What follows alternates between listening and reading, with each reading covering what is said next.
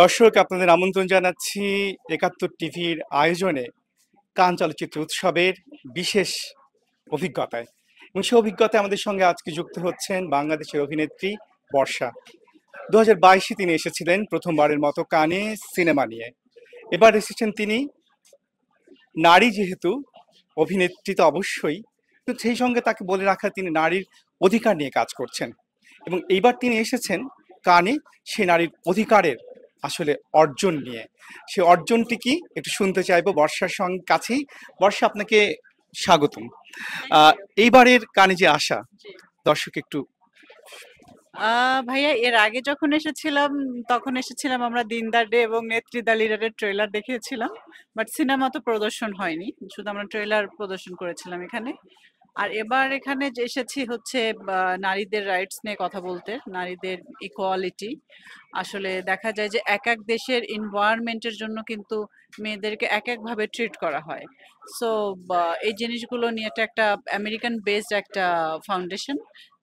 তো আজকে যেটা শুনছি, আজকে আমাদের সাথে ছিল ব্রাজিলিয়ান মিনিস্টার এসেছিলেন ব্রাজিলের, প্লাস এখানকার মেয়র ছিলেন, কানের মেয়র ছিলেন। তো সবকিছু মিলে আসলে ভীষণ ভালো লাগছে। ইভেন একটা ইভেন স্টোরি টেলিং, লাইক একটা মেয়ের যে স্ট্রাগল, তার জীবনের যে একটা গল্প, সেখানেও আমরা ছোট ছোট করে শেয়ার করতে পেরেছি। বাট আমি যেটা করেছি যে আমার ব্যক্তি জীবনের স্টোরি হয়তো আমি ওখানে বলার খুব একটা স্কোপ পাইনি, কারণ সেখানে অনেক দেশের মেয়েরা ছিল। কথা বলবে তারা সবাই 15 মিনিটস করে টাইম পেয়েছে, 15 মিনিট। সো সেই জায়গা থেকে ধরেন আমি যতটুকু পেরেছি, আমি সমস্ত মেয়েদেরকে নিয়ে কথা বলেছি। সেটা হতে পারে আমার দেশে, আমার সমাজে, বা বিদেশে কোথাও। কারণ প্রত্যেকটা, আমার কাছে মনে হয় প্রত্যেকটা মেয়ের ভালো লাগা খারাপ লাগা এক, স্ট্রাগল গুলো এক। এটি জানতে চাইছিলাম, আপনি শুনছিলেন অনেকের গল্প। যেমন দেখেন আমি বিদেশে এসে যেটা দেখি, বিশেষ করে ইউরোপে অনেক বয়স্ক মানুষ যাদের বয়স 90 হয়ে গেছে, 90 আপ, 80 আপ, তারা একা থাকছে। ইভেন তারা জীবনে নাকি বিয়েও করেনি। আবার যারা বিয়ে করেছেন তাদের বাচ্চা কাচ্চা সাথে থাকে না। এই বুড়ো বয়সে একা একা গাড়ি ড্রাইভ করছে, বাজার করছে। ইভেন একটা কিছু হলে সে ঘরের মধ্যে অসুস্থ হয়ে পড়ে যায়, একসময় সে মারাও যায়। প্রতিবেশী যখন দেখে না কি ব্যাপার, তার মুভমেন্ট দেখছি না কেন, পুলিশকে কল করে, পুলিশ এসে দরজা খুলে থেকে সে ডেড, ভেতরে মারা গেছেন। ইভেন আমার দেশে কি হচ্ছে অনেক সময়, যে বয়স হয়ে গেলে মেয়েরা ওল্ড হোমে চলে যাচ্ছে, এভাবে থাকছে বা কোনোভাবে জীবনযাপন করছে। সো আমার কাছে যেটা মনে হয় যে ভাইয়া আমি হয়তো আমার যেটা ইচ্ছা আছে, ইনশাআল্লাহ আমি এটা করতে চাই, যে আমি একটা কিছু করতে চাই যে জায়গা থেকে আমি মেয়েদেরকে বিভিন্নভাবে যেন আমি সাহায্য করতে পারি। হয়তো 10 জন, 20 জন, 30 জন, 1000 পারবো না, বাট যতটুকু পারি। আমার কাছে মনে হয় যে অ্যাজ এ মুসলিম আমি বিশ্বাস করি যে একটা গাছের ছায়া দিলে বা ফল দিলেই একটা মানুষ যদি পশু পাখি খায়, তারপরেও তার জন্য অনেক ভালো দিক নিশ্চয়ই থেকে। আপনার ইচ্ছে পূর্ণ হবে বর্ষা। আমি জানতে চাই সেটা হচ্ছে যে এবারে নারী অধিকার নিয়ে কাজ করতে এসেছেন, এর আগে ছবি নিয়ে এসেছেন। দুটো পার্থক্য, দুটো আলাদা। এবং সে দুটো আলাদা বিষয় নিয়ে কাজ করতে গিয়ে অভিজ্ঞতার যে ফারাক। ভাইয়া আমার কাছে খুব ভালো লাগছে। আমার কাছে মনে হচ্ছে যে আমি সিনেমার যেটা নিয়ে এসেছিলাম, সেই অভিজ্ঞতাটা ছিল অন্যরকম। বাট এইবার আমার কাছে মনে হচ্ছে আমি দায়িত্ববোধের জায়গা থেকে এসেছি। আমার দায়িত্ব।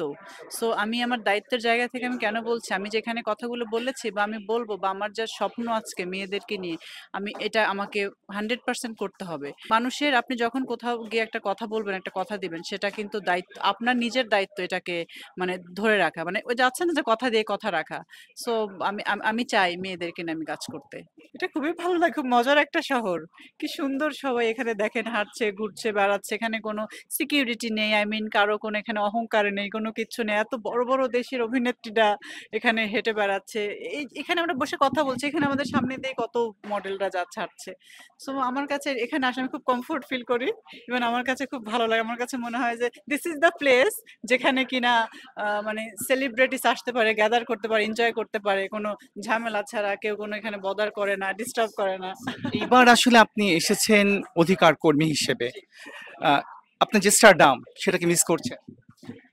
অফকোর্স করছি। কারণ হচ্ছে এখানে তো তারা তো আমাকে পরিচয় ওভাবে করিয়ে দিয়েছে যে আমি একজন অ্যাক্টর বাংলাদেশের, ইভেন প্রোডিউসার, ইভেন আমি সামাজিক যে চ্যারিটি কাজগুলো করি। যে কারণেই তো তারা আমাকে সিলেক্ট করেছে। ৫ থেকে ৬ মাস আগে আমি আমার প্রোফাইল জমা দিয়েছিলাম। দীর্ঘ ৫-৬ মাস পরে তারা আমাকে সিলেক্ট করেছে। ওকে, আমরা তোমাকে সিলেক্ট করেছি, তুমি আসো। সো অফিসিয়াল ভাবে তারা আমাকে সব অ্যারেঞ্জ করেছে। আমার এয়ার টিকেট থেকে শুরু করে, হোটেল থেকে শুরু করে সব। সো এটা অনেক বড় আমার জন্য আমি মনে করি। কয়দিন আছেন? আমি আজকে ৩ দিন। আমার ইভেন্ট তো ২ দিন ছিল, ১৪-১৫। আমি কালকে ভোরে চলে যাব ইনশাআল্লাহ। আহ, পোশাকের সৌন্দর্য দেখা যাচ্ছে, দ্যুতি ছড়াচ্ছে। পোশাকটি কার করা এবং কয়টা পোশাক এবার এনেছেন? আর পোশাক তো এনেছিলাম বেশ কয়েকটা, যে ফটোশুট করব। আর ইভেন্টে তো ২ দিন যেহেতু ছিল, ১৪-১৫ ২ টা ১ম দিন আমি জামদানি পরেছিলাম। আর আজকে এটা পরে এসছি। ২ দিন ২ টা লুকে। এটা আসলে ইন্ডিয়া থেকে আমি বানিয়ে এনেছিলাম, ইন্ডিয়ান এক ডিজাইনার থেকে। তো এটা বেশ আগেরই করা। আই মিন ১ম বার ইন্টারেস্টিং। ১ম বার যখন কানে আসলাম, তখন আমি এই ড্রেসগুলো বানালাম। যে আমি নেক্সট যখন যাবো এই ড্রেসগুলো পরব।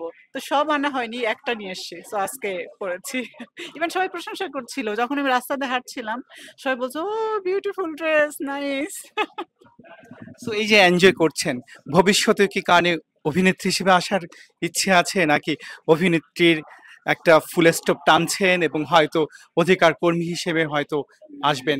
আসলে ভাইয়া দেখেন, জীবনের শেষ মুহূর্ত পর্যন্ত আমার কাছে মনে হয় আমাদের দায়িত্ব শেষ হবে না। সো যেহেতু আমি বলেছি যে আমার হাতে যে কয়টা সিনেমাগুলো আছে এগুলো করে আমি আর করতে চাই না।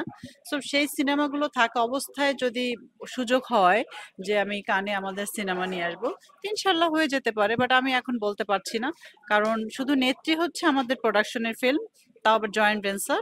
আর বাকি যে ২-৩ টা সিনেমা, এগুলো আসলে আমাদের নিজস্ব প্রোডাকশনের না, আমরা প্রোডিউসও করছি না। আপনারা সবাই জানেন যে আমরা প্রোডিউস করি, বাট ওইগুলো করছি না।